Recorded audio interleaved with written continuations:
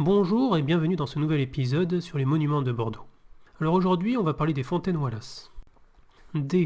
Parce qu'il y en a eu plusieurs, et pas qu'à Bordeaux, dans de nombreuses villes en France et à travers le monde. Ce sujet sera en 3 épisodes. Celui-ci qui traitera des fontaines en ce moment à Bordeaux, le second des fontaines passées à Bordeaux, et le dernier épisode des fontaines de Bordeaux qui ont voyagé. Qu'est-ce que les fontaines Wallace ? Une grande fontaine somptueuse ? Nous allons y répondre tout au long de cet épisode.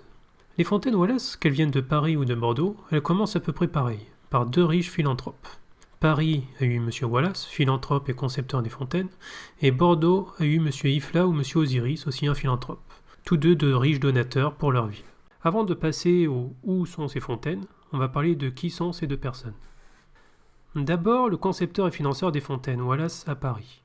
Tout commence avec le siège de Paris, qui est un épisode de la guerre franco-allemande de 1870. Et à partir du 17 septembre 1870, la ville est rapidement encerclée par les troupes allemandes, que la résistance parisienne n'empêche pas de progresser au nord de la Loire durant l'automne 1870. À la suite du siège de Paris, de nombreux aqueducs sont détruits, et le prix de l'eau, déjà élevé, en est considérablement augmenté. De nombreux démunis se trouvent dans l'impossibilité d'en trouver gratuitement. La philosophie de Richard Wallace est d'aider efficacement et discrètement ceux qui en ont besoin. Richard Wallace conçoit lui-même ses fontaines, faites pour allier esthétique et utilité. Elles sont conçues dans le respect d'un strict cahier des charges. La taille, assez grande pour être visible de loin mais pas trop pour ne pas rompre l'harmonie du paysage. La forme, à la fois pratique d'utilisation et esthétique. Le prix, abordable pour permettre l'installation de dizaines d'exemplaires. Et le matériau utilisé, résistant, facile à travailler et commode d'entretien. Revenons sur Bordeaux. En 1873, peu de temps après les premières installations de fontaines dans Paris, le riche banquier Daniel Ifla, mieux connu sous le nom de Daniel Osiris, décide de suivre l'exemple de Wallace. Osiris finance l'achat de 6 fontaines Wallace, stipulant qu'ils soient situés à des endroits précis de la ville qui lui avaient été recommandés par un ingénieur des eaux. Un de ces endroits était la place des Augustins, actuelle place du général Sarail, toute proche du lieu de naissance d'Osiris. On lui doit autre chose à ce généreux donateur. Désapprouvant la conduite de ses nièces, Osiris lègue sa fortune à l'Institut Pasteur, pour un montant de 30 millions de francs, le legs le plus important de son histoire, ainsi qu'à des institutions charitables. L'Institut Pasteur utilise cette somme en partie pour la création de l'Institut du Radium, qui est un laboratoire de recherche sur la radioactivité créé en 1909, et en 1914 où travaillera Marie Curie, et qui, fusionnant avec la Fondation Curie en 1970, deviendra l'Institut Curie en 1978. Bien, parlons de ces fontaines.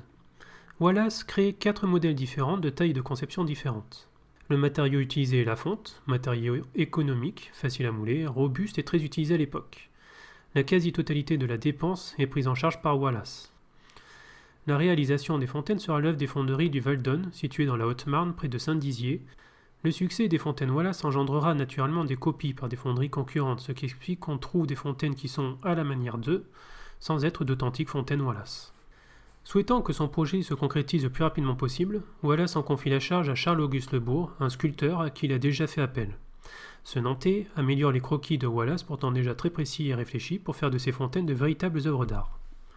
La fontaine Wallace classique fait 2,71 m de haut et comprend un socle octogonal sur lequel 4 cariatides, représentant la bonté, la simplicité, la charité et la sobriété, sont montés dos à dos, leurs bras soutenant un dôme pointu décoré par les dauphins. Activée aujourd'hui par une pédale de pied, l'eau coule en minces filets depuis le centre du dôme vers le bassin. Maintenant que nous savons qui a permis leur implantation dans le décor urbain et à quoi ça ressemble, allons à leur rencontre. À Bordeaux, il en existe 7 que vous pouvez aller voir, ça peut faire un petit circuit de visite.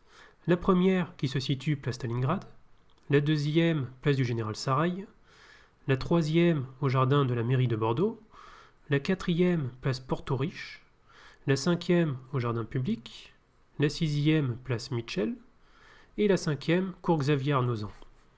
Les fontaines Wallace à Bordeaux, c'est un peu comme une chasse au trésor. On sait qu'il y en a, mais il faut les trouver. Parce que comme l'a voulu M. Wallace, elles se font dans le décor. Mais une fois qu'on les a trouvées et qu'on sait où chercher, alors il n'y a plus qu'à y aller, et ça fait une belle promenade car elles sont un peu partout dans Bordeaux. Ça peut prendre facilement la journée.